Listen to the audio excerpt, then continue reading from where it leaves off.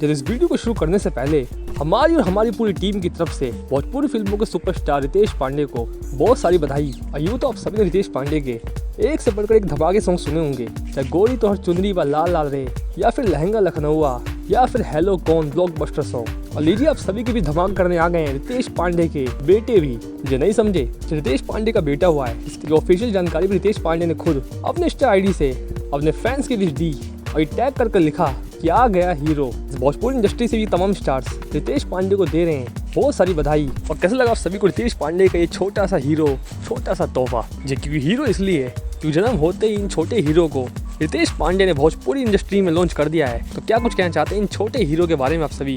वैसे रितेश पांडे के आप सभी किस गाने को बेहद पसंद करते हैं, हमें कमेंट सेक्शन में बताइएगा।